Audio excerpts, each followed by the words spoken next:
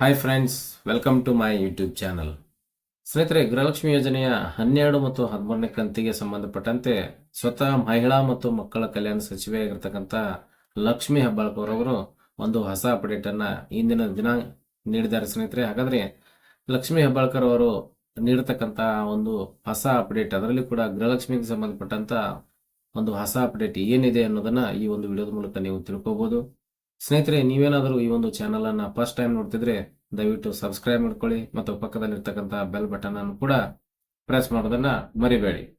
ಸ್ನೇಹಿತರೆ, ಗೃಹಲಕ್ಷ್ಮಿ ಯೋಜನೆ ಪ್ರಾರಂಭವಾಗಿ 1 ವರ್ಷ ಮೇಲೆ ಆಗಿದೆ ಅಂತಾನೆ ಹೇಳ್ಬೋದು. ಯಾಕಂದ್ರೆ ಇಲ್ಲಿವರೆಗೂ ಕೂಡ ಗೃಹಲಕ್ಷ್ಮಿ ಯೋಜನೆಯ 11ನೇ ಕಂತಿನ ಹಣ ಸಾಕಷ್ಟು ಮಹಿಳೆಯರು ಪಡೆದುಕೊಂಡಿದ್ದಾರೆ. ಆದರೆ 12 ಮತ್ತು 13ನೇ ಕಂತಿನ ಹಣ ಇನ್ನೂ ಕೂಡ ಯಾವ ಒಂದು ಮಹಿಳಾ ಫಲಾನುಭವಿಗೂ ಕೂಡ ಜಮಾ ಆಗಿಲ್ಲ.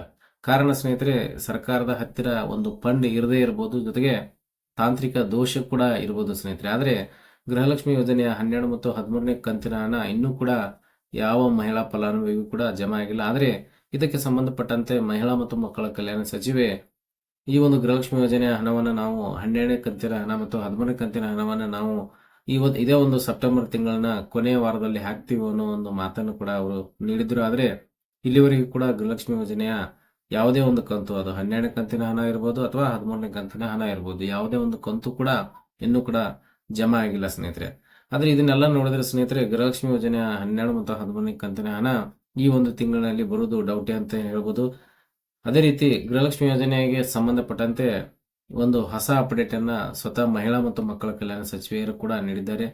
ಹಾಗಾದ್ರೆ ಆ ಒಂದು ಹೊಸ ಅಪ್ಡೇಟ್ ಏನು ಅನ್ನೋದನ್ನ ನೋಡೋದಾದ್ರೆ ಸ್ನೇಹಿತರೆ, ಈ ಸ್ನೇಹಿತರೆ, ಗೃಹಲಕ್ಷ್ಮಿ ಯೋಜನೆಯ 12 ಮತ್ತು 13ನೇ ಕಂತಿನ ಹಣವನ್ನ, ಅದರಲ್ಲೂ ಕೂಡ 12ನೇ ಕಂತಿನ ಹಣವನ್ನ ಮಾತ್ರ, ಅದರಲ್ಲಿಯೂ ನೀವು ಮುಂದಿನ ವಾರ ಈ ಒಂದು ಗೃಹಲಕ್ಷ್ಮಿ ಯೋಜನೆಯ ಹಣವನ್ನ ಮುಂದಿನ ವಾರ ಅಂದ್ರೆ ಅಕ್ಟೋಬರ್ ತಿಂಗಳಿನ ಮೊದಲನೇ ವಾರದಲ್ಲಿ ನೀವು 12ನೇ ಕಂತಿನ ಹಣ 2,000 ರೂಪಾಯಿ ಹಣವನ್ನ ನೀವು ಪಡ್ಕೋಬಹುದು.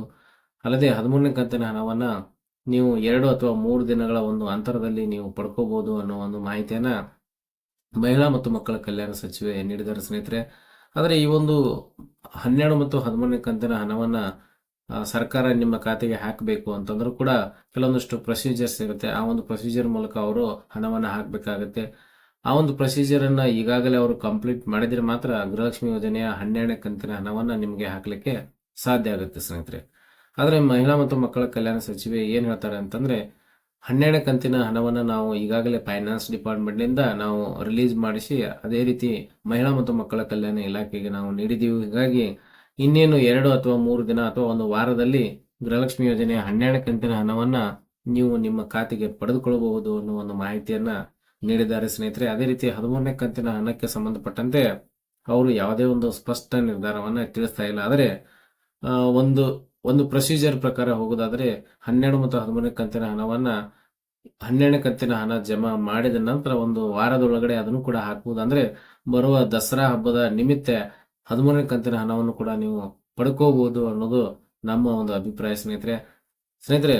ಅದರಲ್ಲಿ ಕೂಡ ಮಹಿಳಾ ಮತ್ತು ಮಕ್ಕಳ ಕಲ್ಯಾಣ ಸಚಿವೆ ಏನ್ ಹೇಳ್ತಾರೆ ಅಂತಂದ್ರೆ, ಯಾರು ಗೌರ್ಮೆಂಟ್ ಎಂಪ್ಲಾಯಿ ಇದ್ದಾರೆ, ಅದು ರಾಜ್ಯ ಸರ್ಕಾರ ಇರ್ಬೋದು ಅಥವಾ ಕೇಂದ್ರ ಸರ್ಕಾರ ಇರ್ಬೋದು, ಎಂಪ್ಲಾಯಿಗಳು ಯಾವ ರೀತಿಯಾಗಿ ಸ್ಯಾಲರಿಯನ್ನ ಪಡೆದುಕೊಳ್ತಾರೆ ಅಂದ್ರೆ ಜುಲೈ ತಿಂಗಳಿನ ಹಣವನ್ನ ಆಗಸ್ಟ್ ತಿಂಗಳಲ್ಲಿ ಪಡೆದುಕೊಳ್ಳೋದು, ಅದೇ ರೀತಿ ಆಗಸ್ಟ್ ತಿಂಗಳಿನ ಸ್ಯಾಲರಿಯನ್ನ ಸೆಪ್ಟೆಂಬರ್ ತಿಂಗಳಲ್ಲಿ ಪಡೆದುಕೊಳ್ಳೋದು ಯಾವ ರೀತಿಯಾಗಿ ಒಂದು ವಾಡಿಕೆ ಇದೆ, ಅದೇ ರೀತಿ ಕೂಡ ಈ ಒಂದು ಗೃಹಲಕ್ಷ್ಮಿ ಯೋಜನೆಯ ಹಣವನ್ನ ನಾವು ಜುಲೈ ತಿಂಗಳಿನ ಹಣವನ್ನ ಈಗ ಹಾಕ್ತಾ ಇದ್ದೀವಿ.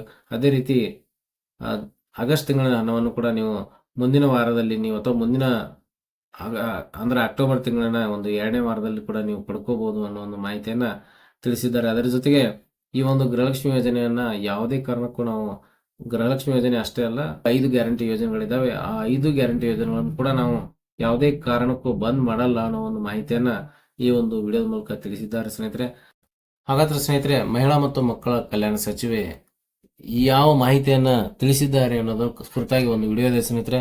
ಆ ಒಂದು ವಿಡಿಯೋವನ್ನ ನೀವು ನೋಡ್ಕೊಂಡು ಬನ್ನಿ. ಹಣವನ್ನ ನಾವು ಹಾಕಬೇಕು. ಜೂನ್ ವರೆಗೆ ಜುಲೈ ಆಗಸ್ಟ್ ಜೂನ್ ಹಣವನ್ನ ಹಾಕ್ತೀವಿ. ಆಮೇಲೆ ಆಗಸ್ಟ್ ಹಣವನ್ನ ಒಂದು ವಾರ ಬಿಟ್ಟು, ಈಗಾಗಲೇ ಜೂನ್ ಹಣವನ್ನ ಜುಲೈ